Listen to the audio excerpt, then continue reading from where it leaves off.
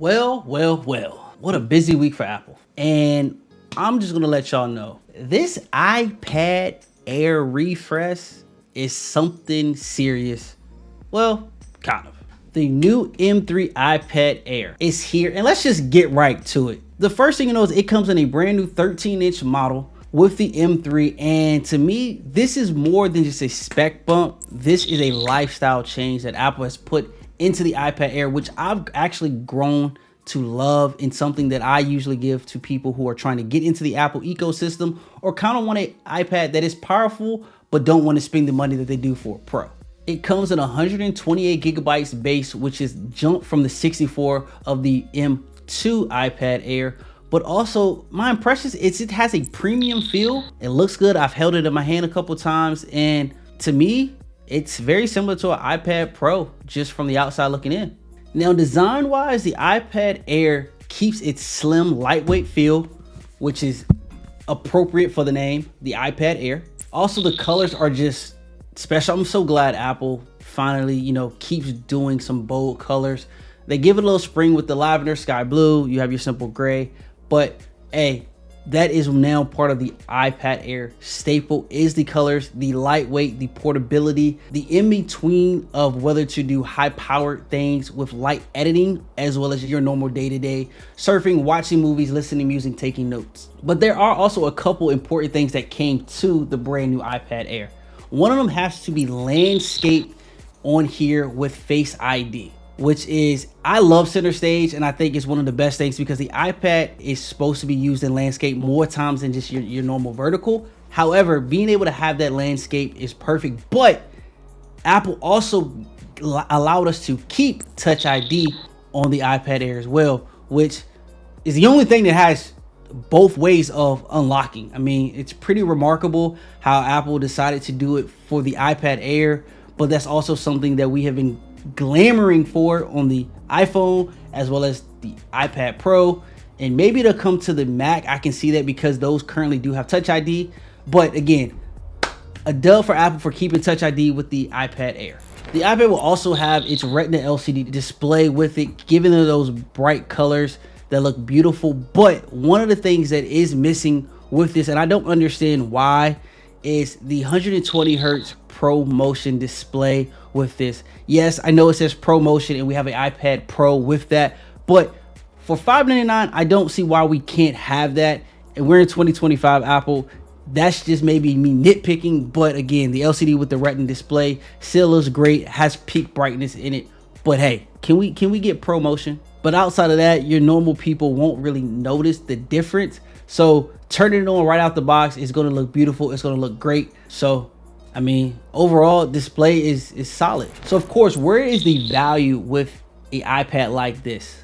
Should you get the baseline iPad? Should you go to the iPad Pro? Like, where does the iPad Air actually stand? And I think it's a great value for students and for people who just want an iPad just to have it, whether it's to read books, surf Amazon, watch movies. If you have a little kiddo that you want to download a couple of games, it comes in two sizes with the upgraded storage of 128. I do think it's a roundabout good deal. Sometimes you can even catch it on a student discount for $50 cheaper. And overall, it's just light, it's portable, and you can't go wrong with the iPad Air. Now let's get into performance and key features with the brand new iPad Air.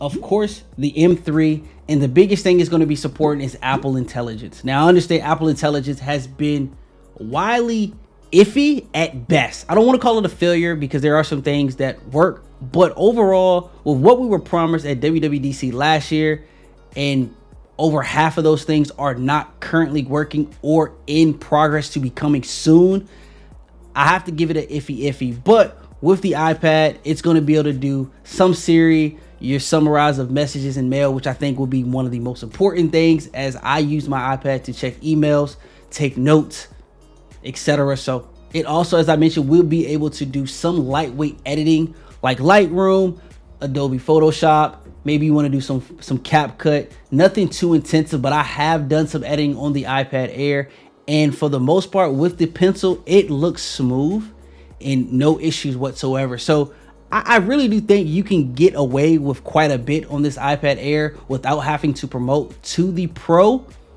But again, it's an Air. You understand what you're getting. If you get some lag, if you get some slow uploads and download speeds, it is an Air. But overall, you can do what you want to do with this device. And then I also mentioned the accessories. You will be getting the brand new Apple Pencil Pro that supports squeeze and barrel roll. You will have a all new Magic Keyboard in black white. So with the backlight and the multi-function keyboard at the top. So you are getting that pro like feel, and this is just another step of Apple slowly making the iPad potentially replace some of the MacBooks. I don't think it will completely, but it's going to put it as close as it can without underlining its next product, which is the Max. So after taking some time, doing some research, having my hands on with the iPad Air, with the M3, I have to say it's enough if you don't currently have an iPad to upgrade.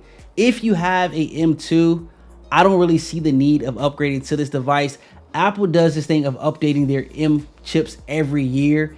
And because they're so lightning ahead of Intel or the others, it takes a lot for you to upgrade. Unless you're somebody who just wants the latest and the greatest, I say go for it.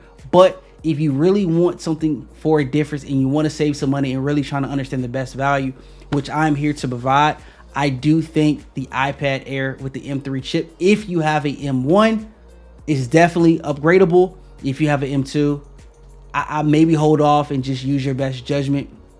Soon as this is a no-brainer for you, this goes very well with the MacBook Air for taking notes in college as well as other traveling like things. So let me know in the comments, how do y'all feel about the new MacBook Air? Y'all drop down low. What is the best feature you like about that product? And until the next video, y'all stay locked in.